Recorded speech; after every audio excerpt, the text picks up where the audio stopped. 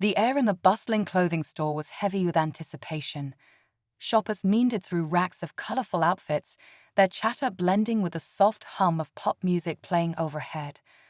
Among them stood Marcus, a tall black man in a sharp, understated jacket, his presence commanding yet calm. He wasn't here to shop, not today. This visit was about something much bigger, something deeply personal. But as Marcus scanned the store, his thoughts were interrupted by a voice, a sharp, authoritative tone that cut through the air like a whip. "Hey, you can't be in here loitering," barked a security guard from across the store. The man was middle-aged, stocky, and wearing a navy uniform that seemed a size too small. His badge gleamed under the store's fluorescent lights. He had been watching Marcus since the moment he stepped in, suspicion etched into his every move. To the guard, Marcus didn't look like the type of person who belonged here. Marcus turned slowly, locking eyes with the man. "I'm not loitering," he replied, his voice steady but firm. "I'm just looking around." The guard wasn't buying it. "Looking around, huh?" he said, closing the distance between them. "We've had trouble with people like you before." The room seemed to grow quieter as nearby shoppers began to take notice. Eyes darted between Marcus and the guard, some with curiosity, others with quiet unease. The tension was palpable. Marcus clenched his jaw but held his ground. "People like me?" he asked, his tone sharp with controlled anger. "What exactly do you mean by that?" The guard hesitated for a moment, as if realizing his words had exposed more than he intended, but instead of backing down, he doubled down. "You know what I mean," he said, his voice laced with a mixture of arrogance and defensiveness. "This is a high-end store, not a place for—" "Excuse me," Marcus interrupted, taking a step forward. His eyes flashed with a mix of disbelief and indignation. The guard immediately put his hand up, as if warning him not to get too close. "Don't make this harder than it needs to be," the guard said, now glancing around to see if anyone was backing him up. "I'm going to have to ask you to leave. Now." For a moment, it felt like time stood still. Marcus looked at the guard, then at the shoppers who were now pretending not to stare. He could feel the weight of every assumption, every stereotype that had been projected onto him in the last 5 minutes. But what the guard didn't know, what no one in the store knew, was that Marcus wasn't just any customer. He wasn't here by chance. Marcus took a deep breath, willing himself to stay calm.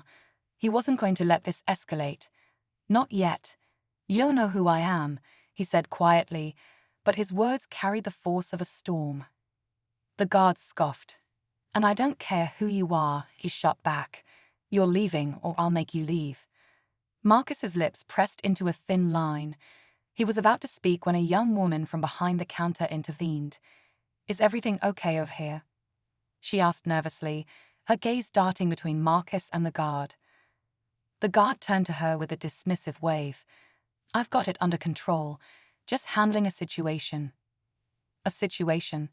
Marcus repeated, his voice now tinged with sarcasm. "That's what you call this?" The woman looked unsure, as if she didn't want to get involved, but also couldn't ignore what was happening. "Sir," she said to Marcus, her tone placating, "maybe it's best if—" Before she could finish, Marcus raised a hand, signaling her to stop. He wasn't angry with her. This wasn't her doing. But he also wasn't going to let anyone brush this aside as a simple misunderstanding. "I'm not going anywhere," Marcus said firmly, his eyes locked on the guard. "And maybe it's time you started asking some real questions before jumping to conclusions." The guard sneered, his patience clearly wearing thin. "I'm not gonna ask you again," he said, stepping even closer.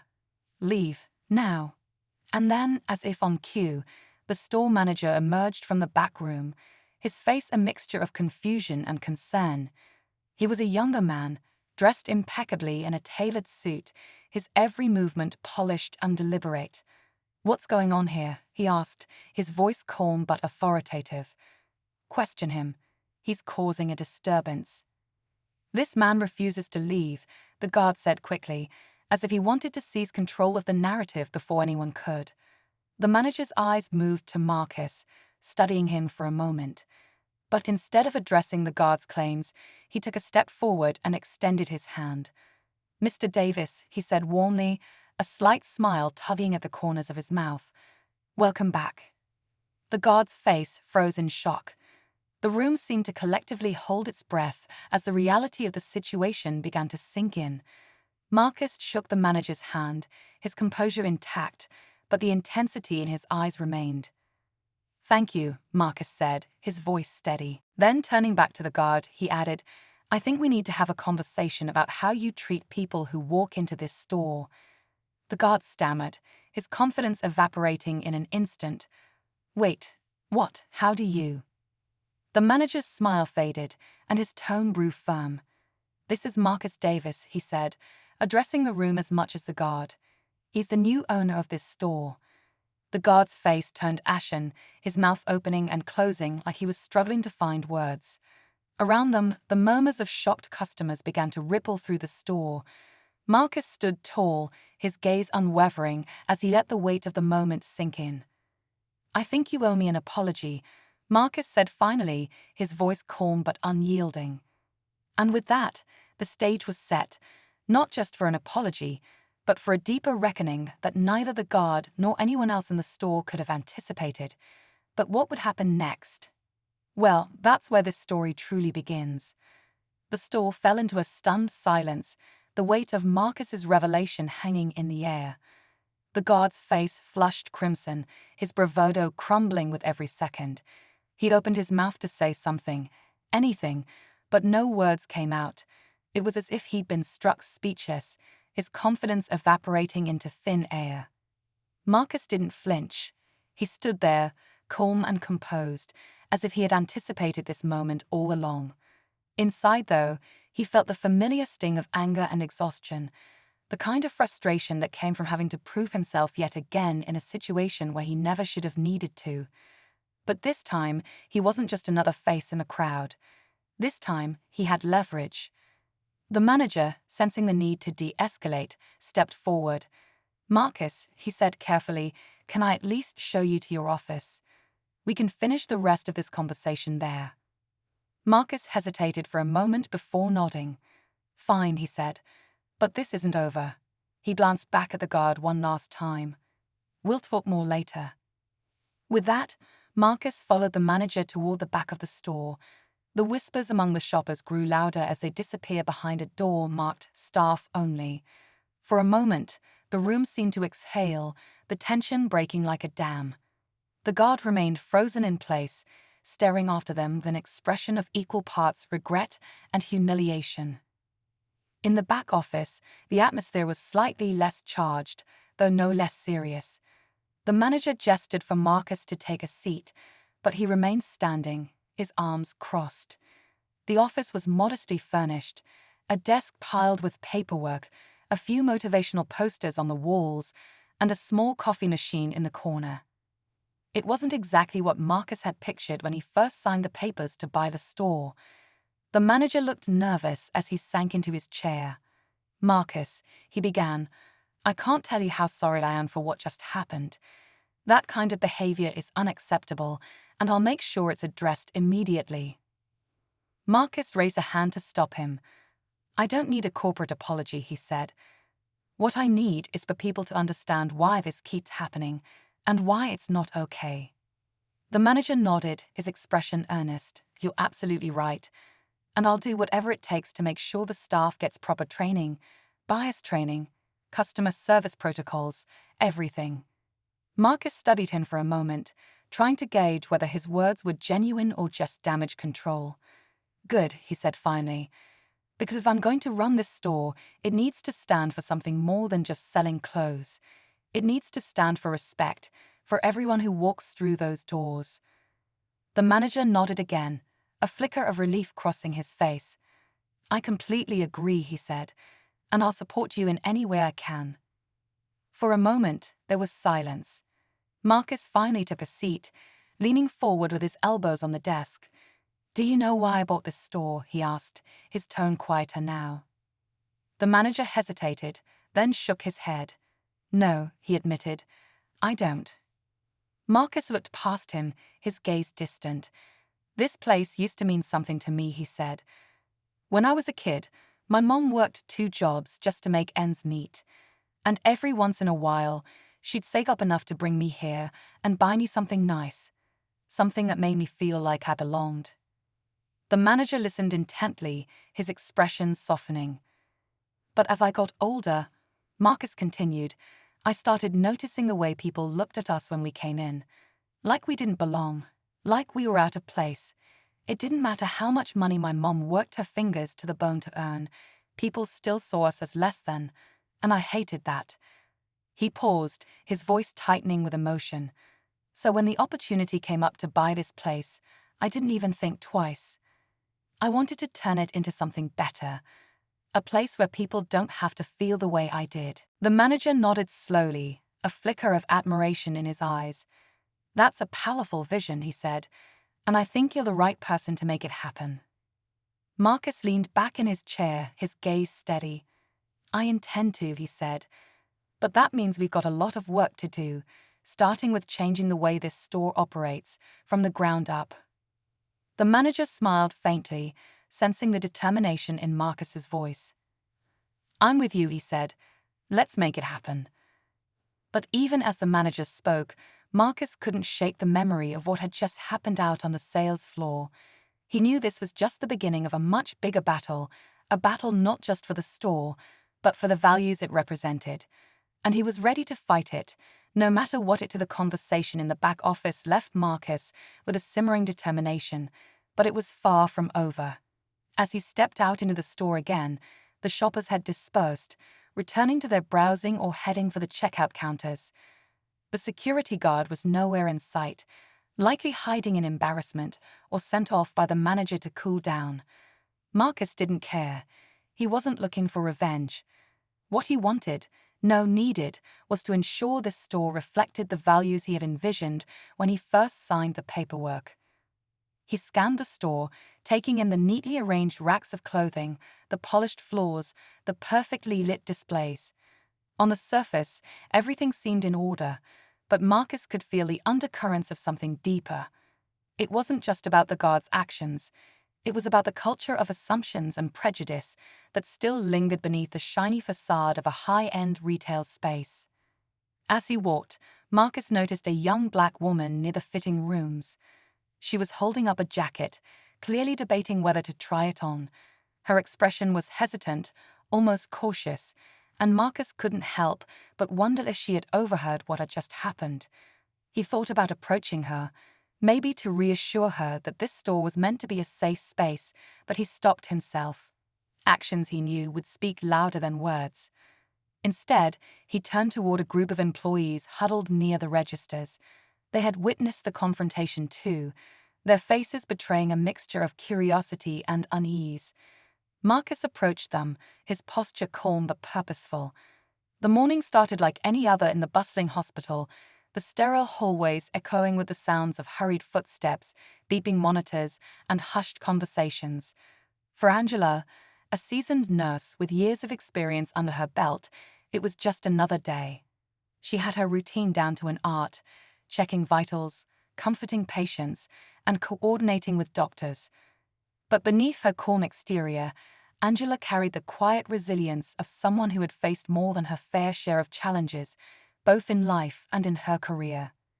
As she stepped into one of the patient rooms, her warm smile immediately put the elderly man in the hospital bed at ease. "Good morning, Mr. Harris," she said softly, adjusting the IV bag hanging beside him. "How are we feeling today?" The man, his face pale but his eyes sharp, smiled faintly. "Better, thanks to you," he replied, his voice weak but genuine. "You've got a knack for making all this seem less scary."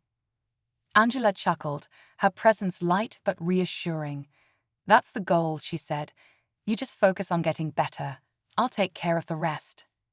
Just as she finished checking his chart, the door swung open with a sharp creak, and in walked Dr. Monroe, a well-known figure in the hospital. Tall, with an air of authority that bordered on arrogance, he carried himself as if the entire facility revolved around him. His pristine white coat seemed to gleam under the fluorescent lights, and his expression was one of barely concealed impatience. "Angela," he said curtly, barely glancing at her as he made his way to the patient's bedside. "Why haven't these labs been updated in the system yet? I asked for them an hour ago." Angela looked up, startled by his tone. "I was just about to." "You were just about to?" Dr. Monroe interrupted, his voice rising slightly. "That's not good enough. This is a hospital, not a daycare. If you can't keep up, maybe you're in the wrong profession." The room fell silent, the tension thick enough to cut with a scalpel. Mr. Harris shifted uncomfortably in the bed, his eyes darting between Angela and the doctor. Angela's cheeks flushed with a mix of embarrassment and anger, but she kept her composure, refusing to let the sting of his words show. "I understand, doctor," she said evenly.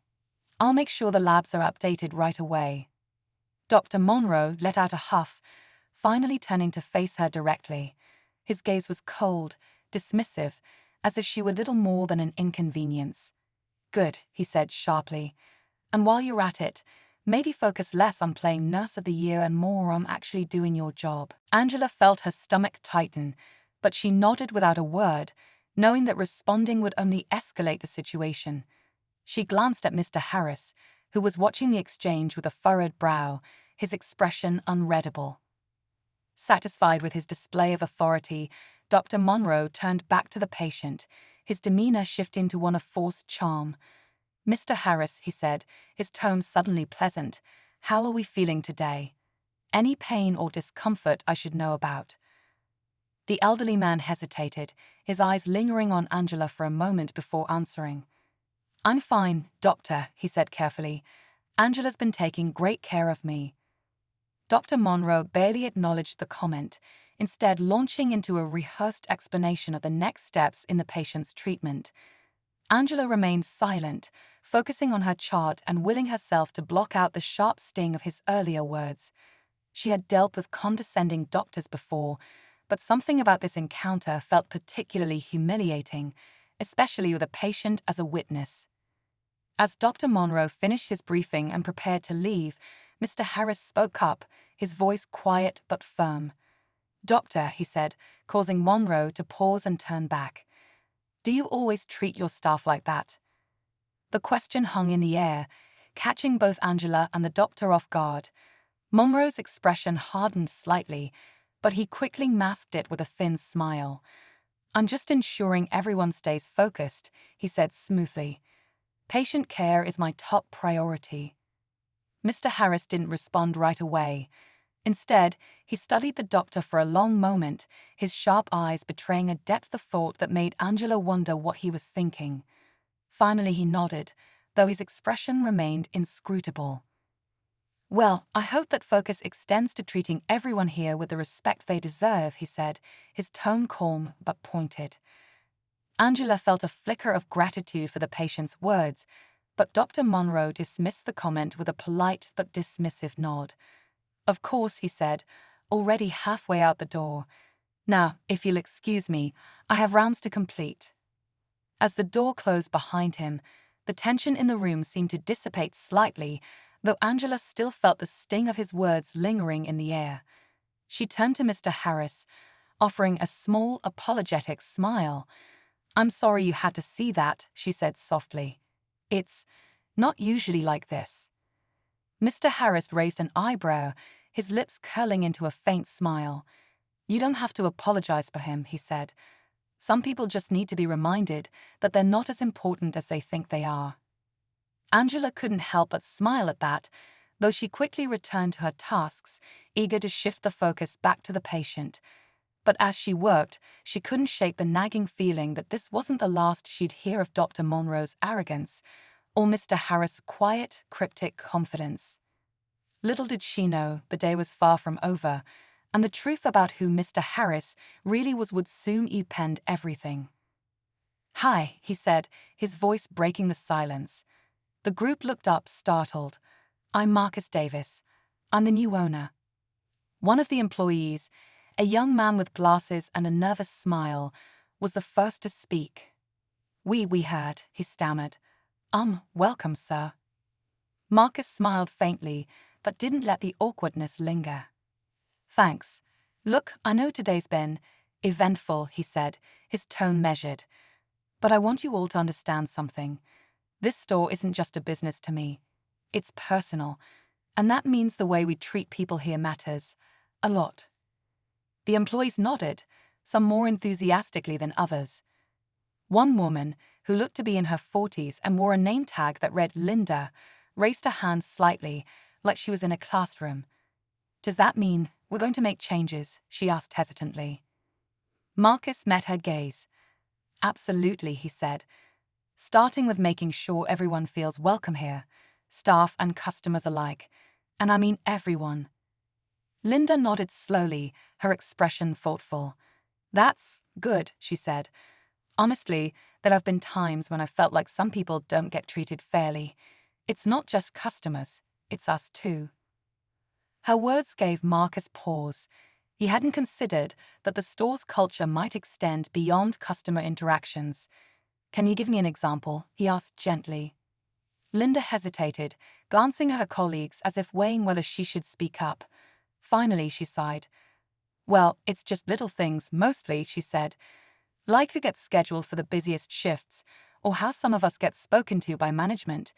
It's not always obvious, but you notice it over time. Marcus nodded, his mind already racing with questions. How deep did the problems go?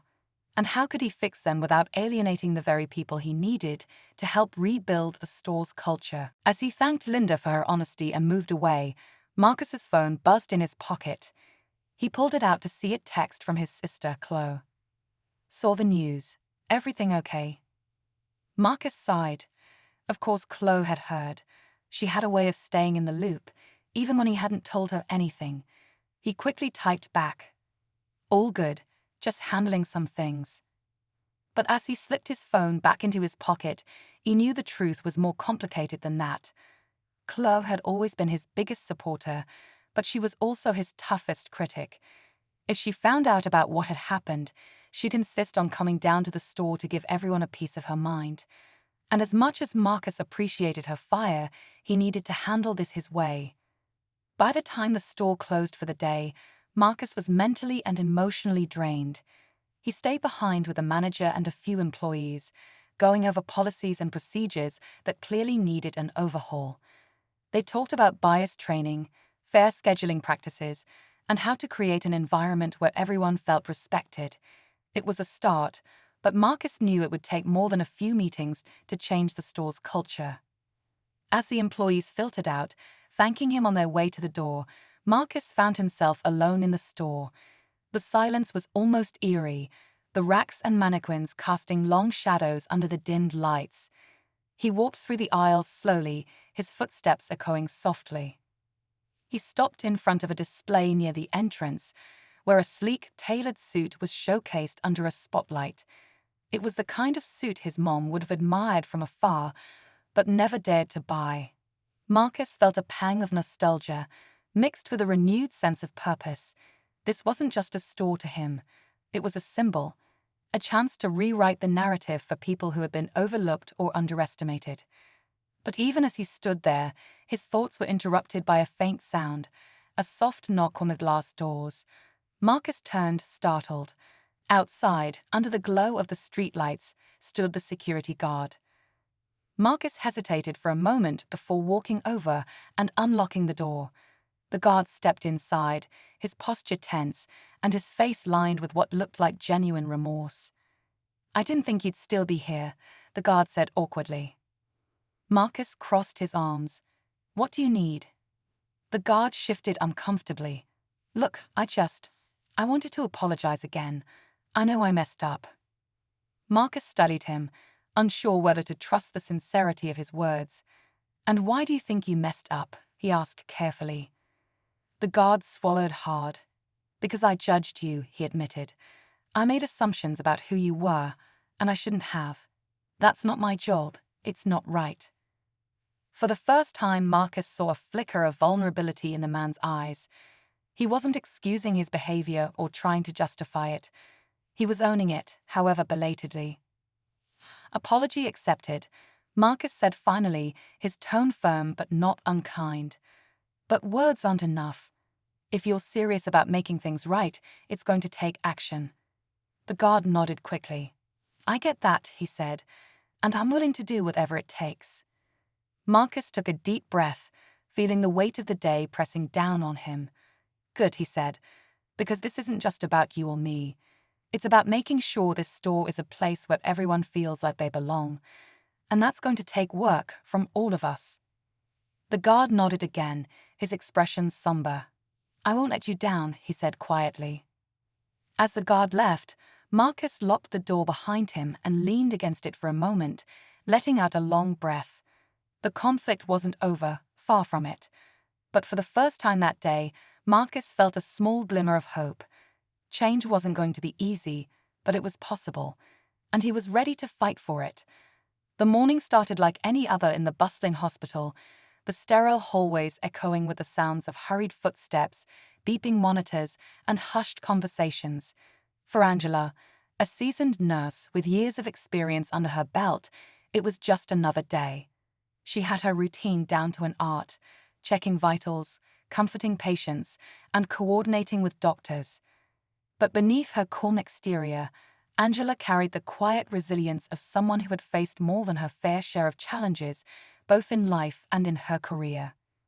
As she stepped into one of the patient rooms, her warm smile immediately put the elderly man in the hospital bed at ease. Good morning, Mr. Harris, she said softly, adjusting the IV bag hanging beside him. How are we feeling today? The man, his face pale but his eyes sharp, smiled faintly. Better, thanks to you, he replied, his voice weak but genuine. You've got a knack for making all this seem less scary. Angela chuckled, her presence light but reassuring. That's the goal, she said. You just focus on getting better. I'll take care of the rest. Just as she finished checking his chart, the door swung open with a sharp creak, and in walked Dr. Monroe, a well-known figure in the hospital. Tall, with an air of authority that bordered on arrogance, he carried himself as if the entire facility revolved around him. His pristine white coat seemed to gleam under the fluorescent lights, and his expression was one of barely concealed impatience. Angela, he said curtly, barely glancing at her as he made his way to the patient's bedside. Why haven't these labs been updated in the system yet? I asked for them an hour ago. Angela looked up, startled by his tone. I was just about to. You were just about to. Dr. Monroe interrupted, his voice rising slightly. That's not good enough. This is a hospital, not a daycare. If you can't keep up, maybe you're in the wrong profession. The room fell silent, the tension thick enough to cut with a scalpel. Mr. Harris shifted uncomfortably in the bed, his eyes darting between Angela and the doctor. Angela's cheeks flushed with a mix of embarrassment and anger, but she kept her composure, refusing to let the sting of his words show. I understand, Doctor, she said evenly. I'll make sure the labs are updated right away. Dr. Monroe let out a huff, finally turning to face her directly. His gaze was cold, dismissive, as if she were little more than an inconvenience. Good, he said sharply. And while you're at it, maybe focus less on playing Nurse of the Year and more on actually doing your job. Angela felt her stomach tighten, but she nodded without a word, knowing that responding would only escalate the situation. She glanced at Mr. Harris, who was watching the exchange with a furrowed brow, his expression unreadable. Satisfied with his display of authority, Dr. Monroe turned back to the patient, his demeanor shifting to one of forced charm. Mr. Harris, he said, his tone suddenly pleasant, how are we feeling today? Any pain or discomfort I should know about? The elderly man hesitated, his eyes lingering on Angela for a moment before answering. I'm fine, Doctor, he said carefully. Angela's been taking great care of me. Dr. Monroe barely acknowledged the comment, instead launching into a rehearsed explanation of the next steps in the patient's treatment. Angela remained silent, focusing on her chart and willing herself to block out the sharp sting of his earlier words. She had dealt with condescending doctors before, but something about this encounter felt particularly humiliating, especially with a patient as a witness. As Dr. Monroe finished his briefing and prepared to leave, Mr. Harris spoke up, his voice quiet but firm. "Doctor," he said, causing Monroe to pause and turn back. "Do you always treat your staff like that?" The question hung in the air, catching both Angela and the doctor off guard. Monroe's expression hardened slightly, but he quickly masked it with a thin smile. "I'm just ensuring everyone stays focused," he said smoothly. "Patient care is my top priority." Mr. Harris didn't respond right away. Instead, he studied the doctor for a long moment, his sharp eyes betraying a depth of thought that made Angela wonder what he was thinking. Finally, he nodded, though his expression remained inscrutable. "Well, I hope that focus extends to treating everyone here with the respect they deserve," he said, his tone calm but pointed. Angela felt a flicker of gratitude for the patient's words, but Dr. Monroe dismissed the comment with a polite but dismissive nod.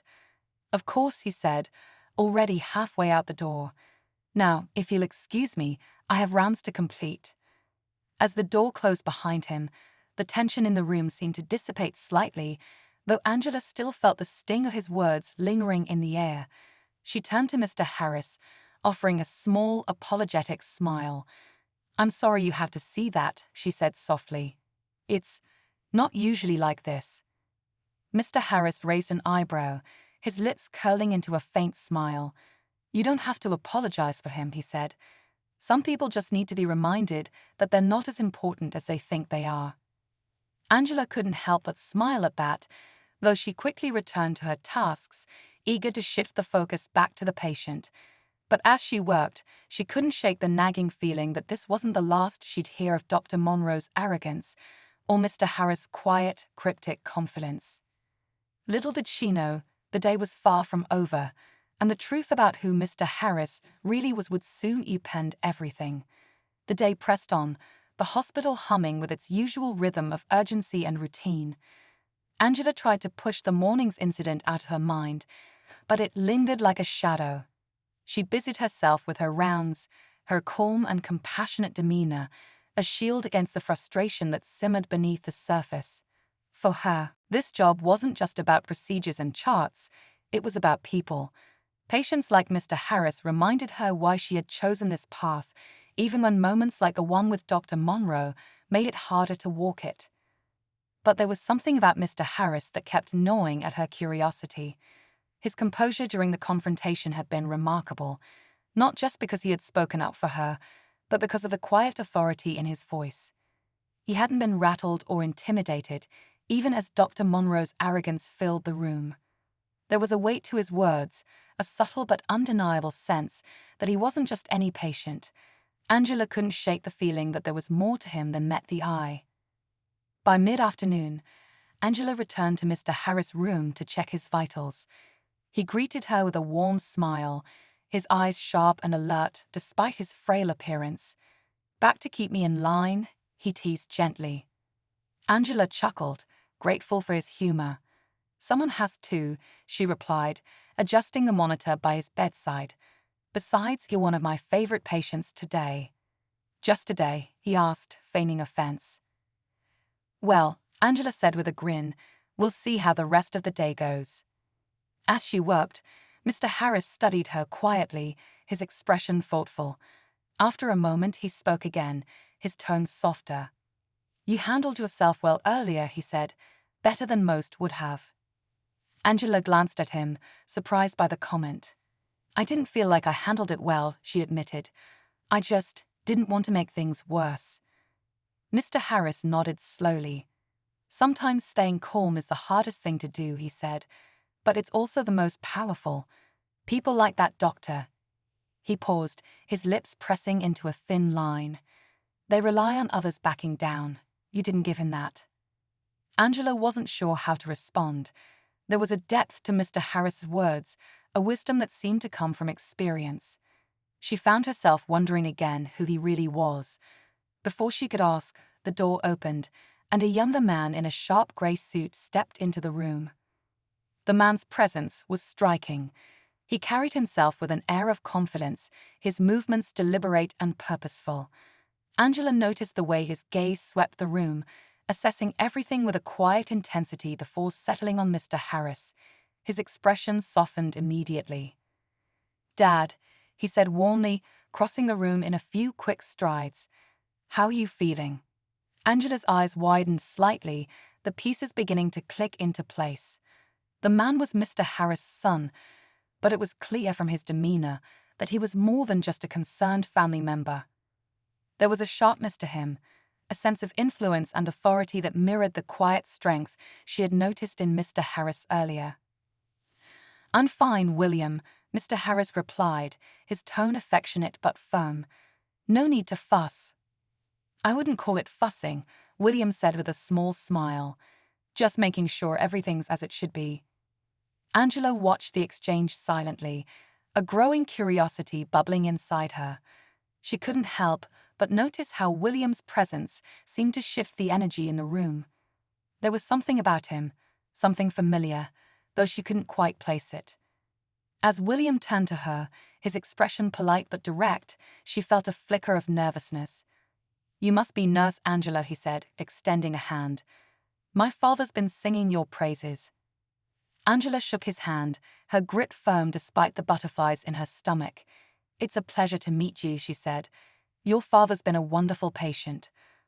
William's smile deepened, but his eyes carried a hint of something more serious. "I appreciate everything you've done for him," he said. "It's not always easy to find people who genuinely care." Angela felt a warmth at his words, but before she could respond, Mr. Harris cleared his throat. "William, enough with the formalities," he said, a teasing edge to his voice. "Angela's been putting up with me all day. Don't scare her off." The three of them laughed, the moment lightening the atmosphere. But as Angela finished her tasks and prepared to leave the room, she couldn't shake the feeling that there was more to this family than met the eye. It wasn't just their demeanor or their words, it was the way they carried themselves, with a quiet but undeniable sense of significance. The mystery only deepened as Angela made her way back to the nurse's station. A colleague approached her, an excited look on her face. "You'll never believe what I just heard," the nurse said in a hushed tone. "That patient of yours, Mr. Harris, he's not just anybody." Angela raised an eyebrow, her interest piqued. "What do you mean?" The nurse glanced around, as if making sure no one else was listening. "Apparently, he's some kind of big deal in the business world, like one of the top CEOs in the country." Angela's eyes widened in shock. She thought back to Mr. Harris' calm, commanding presence, and the way his son had carried himself with the same quiet authority. It all started to make sense, but it also raised more questions. Why hadn't anyone mentioned this before? And why had they chosen to keep such a low profile? Before she could process the revelation fully, Angela's thoughts were interrupted by the sound of raised voices coming from down the hall. She recognized Dr. Monroe's voice instantly, his sharp tone unmistakable. Following the sound, she found him in an animated discussion with none other than William Harris. "I don't appreciate being questioned about my decisions," Dr. Monroe was saying, his tone defensive. "I've been running this department for years, and I know what's best for my patients." William stood tall, his expression calm but unyielding. "I'm not questioning your expertise, doctor," he said, his voice steady. "I'm questioning your attitude toward the people who work here. There's a difference." Angela froze, her heart racing as she watched the confrontation unfold. William's words carried the same weight as his father's earlier comments, but there was an edge to his tone, a quiet intensity that left no room for dismissal. Dr. Monroe's face flushed with irritation. "I don't have time for this," he snapped. "If you have concerns, you can take them up with the board." "I will," William replied evenly. "But I'd rather handle it here, face to face." The exchange left Angela stunned. William Harris clearly wasn't just the son of an influential man. He was someone with his own power, someone who wasn't afraid to hold others accountable. And as she watched him stand his ground against Dr. Monroe, she couldn't help but feel a flicker of hope. Maybe, just maybe, things were about to change. But at what cost? And what secrets were still waiting to be uncovered? The stakes had never felt higher, and Angela knew this was only the beginning. The tension between Dr. Monroe and William Harris was palpable, their voices low but sharp as the argument continued in the hallway. Angela lingered nearby, unsure whether to intervene or retreat. Part of her wanted to walk away, to leave the confrontation in the hands of the two men. But another part of her felt compelled to stay. Something told her that this moment was more significant than it seemed, that the story unfolding here wasn't just about a disagreement, but something deeper. William's calm persistence finally seemed to wear on Dr. Monroe. The doctor crossed his arms, his posture stiff, and his voice defensive. "Fine," he said, his tone clipped. "If you have an issue with how I manage my team, let's hear it. But don't forget, I've been running this department long before you ever set foot in this hospital." Angela saw the faintest flicker of a smile on William's face, not smug but knowing. "You're right, doctor," he said evenly. "You've been here for a long time, and in that time, you've built a reputation, one that's not entirely positive." Dr. Monroe's eyes narrowed. "What's that supposed to mean?" "It means," William said, stepping closer, his voice lowering slightly, "that your behavior towards staff hasn't gone unnoticed. The way you talk to people, the way you belittle them in front of others, it's a pattern, and it's unacceptable." Angela's breath caught in her throat. She could see the color drain from Dr. Monroe's face as William's words hit their mark. But what happened next was even more unexpected. "You have no right," Dr. Monroe started, but William cut him off. "I have every right," William said, his tone firm but composed. "Because as of this morning, my father and I are now majority shareholders in this hospital, and that means I'm not just here as a concerned family member. I'm here as someone who has the authority to demand accountability." The hallway went silent. Angela's eyes widened in shock as the realization sunk in. William Harris wasn't just the son of a wealthy CEO. He and his father now owned a controlling stake in the very hospital where Dr. Monroe had spent years building his career. The doctor's arrogance seemed to crumble in an instant, replaced by a flicker of panic. "This is ridiculous," Dr. Monroe said, his voice quieter now but still defiant. "You can't just come in here and start making demands." "I'm not here to make demands," William replied. "I'm here to make things right. And that starts with ensuring that every employee in this hospital is treated with the respect they deserve." Angela felt a rush of emotions, gratitude, disbelief, and something close to relief. For years, she had endured moments like the one that morning, where her competence was questioned simply because of how she looked or how someone else perceived her. And now, for the first time, it felt like real change might be possible. Dr. Monroe's shoulders sagged slightly, as if the weight of the situation was finally catching up to him. "What do you want from me?" he asked, his voice quieter, almost resigned. "I want you to reflect on how you treat people," William said simply. "And I want you to commit to doing better, not just for your staff, but for your patients. Because if you can't, this might not be the right place for you anymore." The doctor didn't respond right away. His jaw tightened, and for a moment, Angela thought he might argue. But then slowly he nodded. "Fine," he said, his tone clipped. "I'll take your feedback under advisement." William didn't push further. He nodded once, a gesture that was both firm and final. "Good," he said. "Now, if you'll excuse me, I have more important matters to attend to." Dr. Monroe walked away without another word, his footsteps heavy as he disappeared around the corner. The tension in the hallway seemed to dissolve with his departure, replaced by a strange, almost electric sense of possibility. William turned to Angela, his expression softening. "I'm sorry you had to deal with that," he said sincerely. "But I want you to know, it's not going to happen again." Angela hesitated, her emotions swirling too quickly to sort through. Finally, she managed a small smile. "Thank you," she said, "not just for standing up for me, but for standing up for everyone here." William nodded, his gaze steady. "It's the least I could do," he said. "People like you are the heart of this hospital, And it's about time someone recognized that. As he walked away, Angela felt a strange sense of closure mixed with a renewed determination. She knew the road ahead wouldn't be easy, real change never was.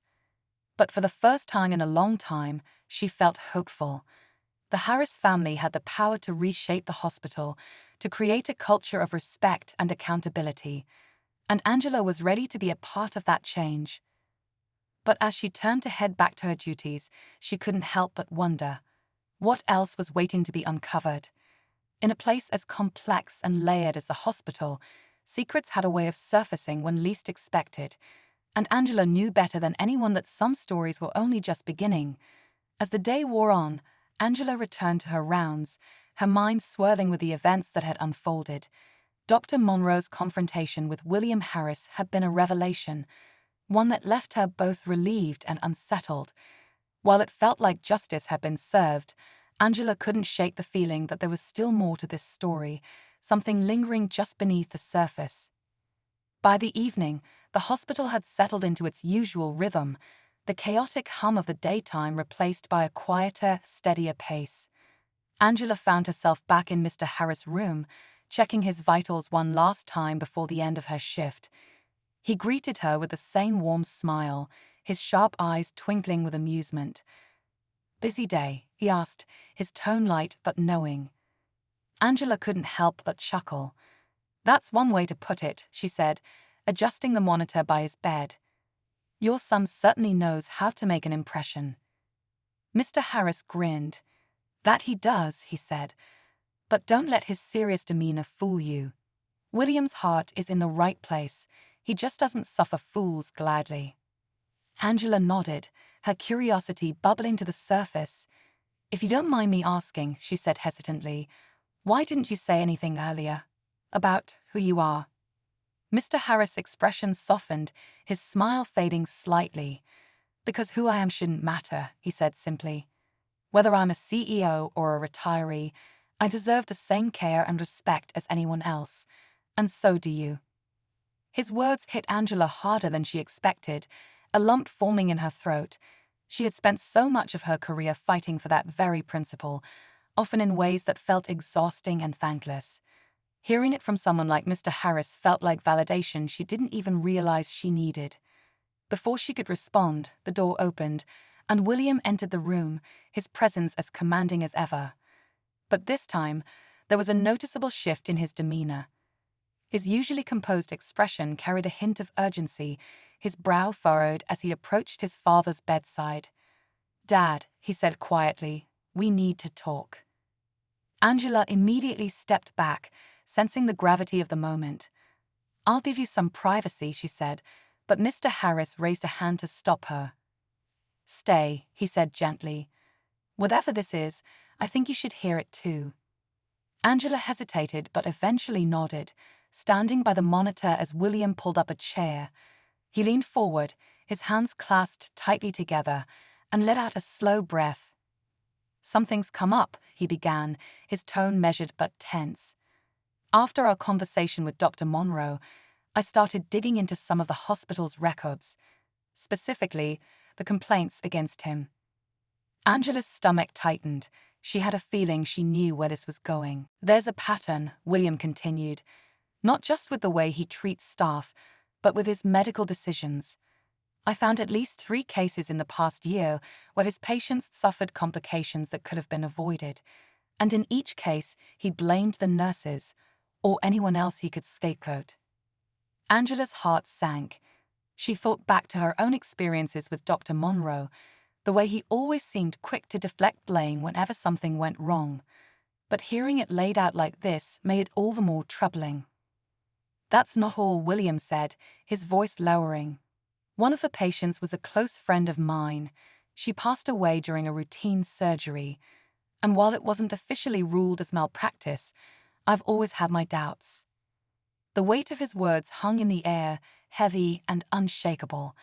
Angela glanced at Mr. Harris, whose expression was now unreadable, his sharp eyes fixed on his son. "What are you going to do?" Mr. Harris asked quietly. William straightened, his jaw tightening. I've already started the process to have him investigated, and if the board finds evidence of negligence, he'll be removed from his position and stripped of his license. Angela felt a mix of emotions, relief that action was being taken, but also a lingering unease. She thought back to Dr. Monroe's earlier defensiveness, the way he had bristled at even the slightest suggestion of criticism. Something about it didn't sit right. As if reading her mind, Mr. Harris turned to her. "What are you thinking, Angela?" he asked. She hesitated, choosing her words carefully. "I'm just wondering," she said slowly, "how he's going to react when he finds out. People like Dr. Monroe don't usually go quietly." William nodded, his expression darkening. "That's what I'm worried about too," he admitted, "which is why I need to be prepared for whatever comes next." Before the conversation could continue, there was a sharp knock at the door. Angela turned to see a hospital administrator standing in the doorway, her expression tense. "Mr. Harris," she said, addressing William, "I think you need to come with me. There's been a development." Angela exchanged a glance with Mr. Harris, her pulse quickening. Without another word, William rose from his chair and followed the administrator out of the room. Angela remained behind, her mind racing with possibilities. Minutes later, her phone buzzed with a message from a colleague. The words sent a chill down her spine. "Dr. Monroe just left the hospital. He looked furious. Security's on alert." Angela's heart pounded as she showed the message to Mr. Harris. He read it silently, his expression grim. "Whatever happens next," he said quietly, "we need to stay vigilant. This isn't over." And as Angela stood there, the weight of the moment pressing down on her, she realized he was right. Dr. Monroe wasn't the type to back down easily, and the fight for accountability was only just beginning.